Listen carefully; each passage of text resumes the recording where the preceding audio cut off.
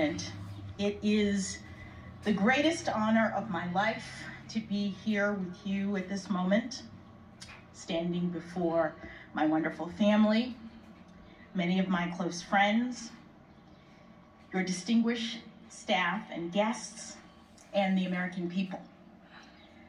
Over these past few weeks, you've heard a lot from me and about me, so I hope to use this time primarily to do something that I have not had sufficient time to do, which is to extend my heartfelt thanks to the many, many people who have helped me as part of this incredible journey. I have quite a few people to thank, and as I'm sure you can imagine, in this moment, it is hard to find the words to express the depth of my gratitude. First, as always, I have to give thanks to God for delivering me as promised and for sustaining me throughout this nomination and confirmation process. As I said at the outset, I have come this far by faith, and I know that I am truly blessed. To the many people who have lifted me up in prayers since the nomination, thank you. I am very grateful. Thank you as well, Mr. President, for believing in me and for honoring me with this extraordinary chance to serve our country. Thank you also, Madam Vice President, for your wise counsel and steady guidance. And thank you to the First Lady and the Second Gentleman for the care and warmth that you have shown me and my family. I would also like to extend my thanks to each member of the Senate. You have fulfilled the important constitutional role of providing advice and consent under the leadership of Majority Leader Schumer. And I'm especially grateful for the work of the members of the Senate Judiciary Committee under Chairman Durbin's skillful leadership. As you may have heard, during the confirmation process, I had the distinct honor of having 95 personal meetings with 97 sitting senators. And we had substantive and engaging conversations about my approach to judging and about the role of judges in the constitutional system we all love. As a brief aside, I will note that these are subjects about which I care deeply. I have dedicated my career to public service because I love this country and our Constitution and the rights that make us free. I also understand from my many years of practice as a legal advocate, as a trial judge, and as a judge on a court of appeals, that part of the genius of the constitutional framework of the United States is its design, and that the framers entrusted the judicial branch with a crucial but limited role. I've also spent the better part of the past decade hearing thousands of cases and writing hundreds of opinions, and in every instance, I have done my level best to stay in my lane and to reach a result that is consistent with my understanding of the law and with the obligation to rule independently without fear or favor. I am humbled and honored to continue in this fashion as an Associate Justice of the Supreme Court of the United States, working with brilliant colleagues, supporting and defending the Constitution, and steadfastly upholding the rule of law.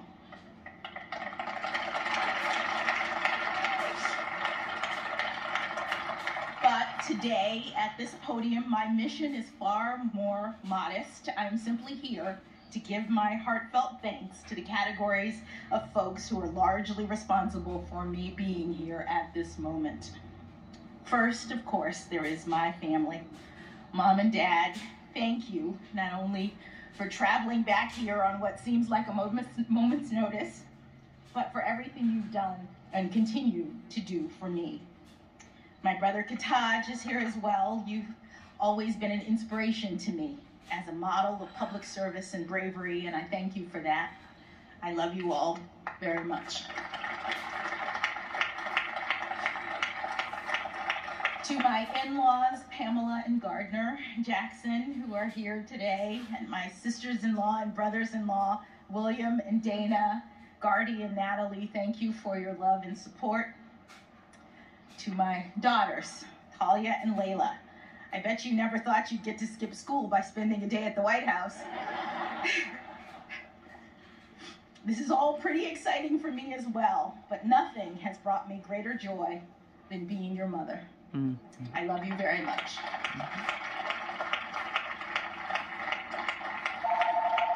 Patrick, thank you for everything you've done for me over these past 25 years of our marriage. You've done everything to support and encourage me, and it is you who've made this moment possible.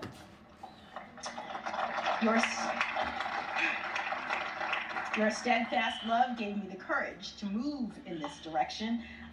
I don't know that I believed you when you said that I could do this, but now I do.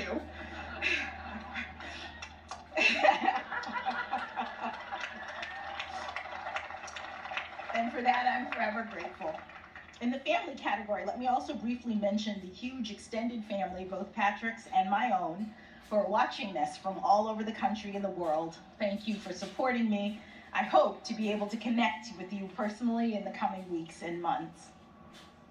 Moving on briefly to the second category of people that warrant special recognition, those who provided invaluable support to me professionally in the decades prior to my nomination, and the many, many friends I have been privileged to make throughout my life and career. Now, I know that everyone who finds professional success thinks they have the best mentors, but I truly do. I had 3 inspiring jurists for whom I had the privilege of clerking: Judge Patty Saris, Judge Bruce Selya, and of course, Justice Stephen Breyer. Each of them is an exceptional public servant, and I could not have had better role models for thoughtfulness, integrity, honor, and principle, both by word and deed. My clerkship with Justice Breyer in particular was an extraordinary gift, and one for which I've only become more grateful with each passing year. Justice Breyer's commitment to an independent, impartial judiciary is unflagging. And for him, the rule of law is not merely a duty, it is his passion. I am daunted by the prospect of having to follow in his footsteps, and I would count myself lucky, indeed, to be able to do so with even the smallest amount of his wisdom, grace, and joy.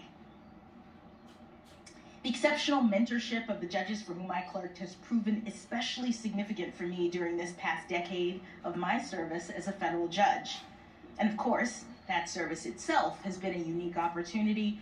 For that, I must also thank President Obama, who put his faith in me by nominating me to my first judicial role on the Federal District Court.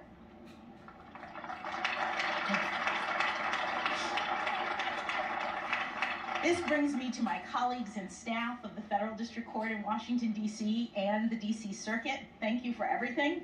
I am deeply grateful for your wisdom and your battle-tested friendship through the years. I also want to extend a special thanks to all of my law clerks, many of whom are here today, who have carved out time and space to accompany me on this professional journey. I'm especially grateful to Jennifer Gruda, who has been by my side since nearly the outset of my time on the bench and has promised not to leave me as we take this last big step. To the many other friends that I have had the great good fortune to have made throughout the years, from my neighborhood growing up, from Miami Palmetto Senior High School, and especially the debate team,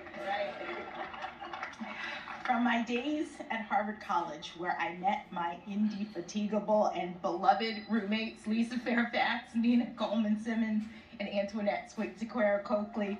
They are truly my sisters. To my time at Harvard Law School and the many professional experiences that I've been blessed to have since graduation, thank you.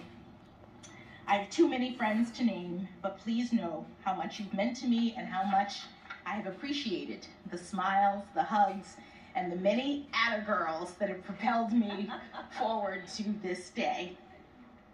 Finally, I'd like to give special thanks to the White House staff and the special assistants who provided invaluable assistance in helping me to navigate the confirmation process.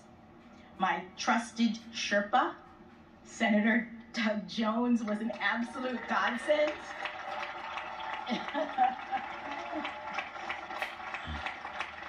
He was an absolute godsend. He's not only the best storyteller you'd ever want to meet, but also unbelievably popular on the Hill, which helped a lot. I'm also standing here today in no small part due to the hard work of the brilliant folks who interact with the legislature and other stakeholders on behalf of the White House, including Louisa Terrell, Rima Doden, Tona Boyd, Minion Moore, Ben LaBalt, and Andrew Bates.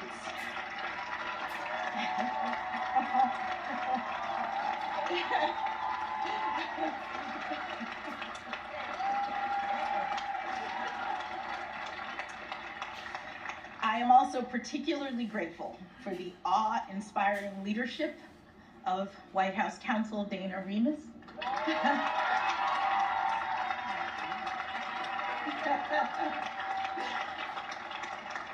Of Paige Herwig, where's Paige? And Ron Klain. They led an extraordinarily talented team of White House staffers in the Herculean effort that was required to ensure that I was well prepared for the rigors of this process and in record time. Thank you all.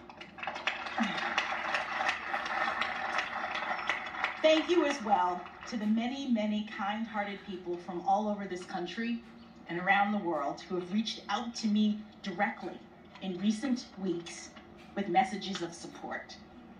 I have spent years toiling away in the relative solitude of my chambers with just my law clerks in isolation, so it's been somewhat overwhelming in a good way to recently be flooded with thousands of notes and cards and photos expressing just how much this moment means to so many people. The notes that I've received from children are particularly cute and especially meaningful because more than anything, they speak directly to the hope and promise of America. It has taken 232 years and 115 prior appointments for a Black woman to be selected to serve on the Supreme Court of the United States.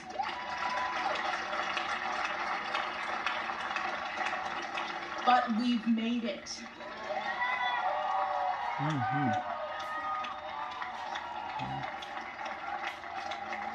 We've made it, all of us, all of us.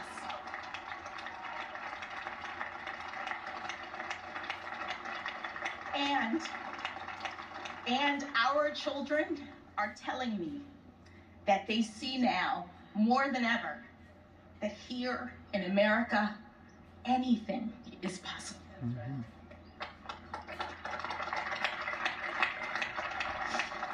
They also tell me that I'm a role model, which I take both as an opportunity and as a huge responsibility.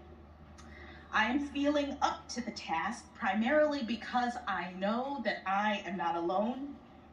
I'm standing on the shoulders of my own role models, generations of Americans who never had anything close to this kind of opportunity, but who got up every day and went to work, believing in the promise of America, showing others through their determination and, yes, their perseverance that good things can be done in this great country. From my grandparents on both sides, who had only a grade school education but instilled in my parents the importance of learning, to my parents, who went to racially segregated schools growing up and were the first in their families to have the chance to go to college. I am also ever buoyed by the leadership of generations past who helped to light the way. Dr. Martin Luther King Jr., Justice Thurgood Marshall, and my personal heroine, Judge Constance Baker Motley.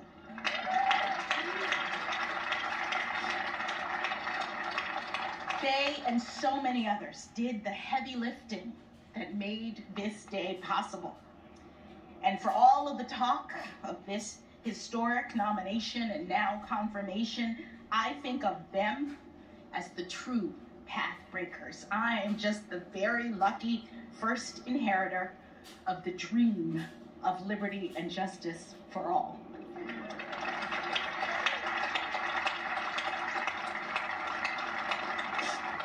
To be sure, I have worked hard to get to this point in my career, and I have now achieved something far beyond anything my grandparents could have possibly ever imagined. But no one does this on their own. The path was cleared for me so that I might rise to this occasion. And in the poetic words of Dr. Maya Angelou, I do so now while bringing the gifts my ancestors gave.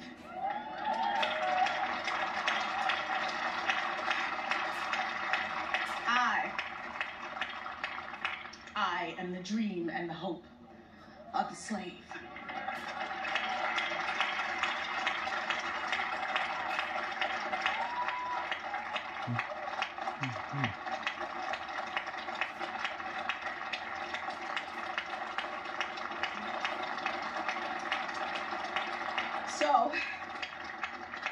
So as I take on this new role, I strongly believe that this is a moment in which all Americans can take great pride.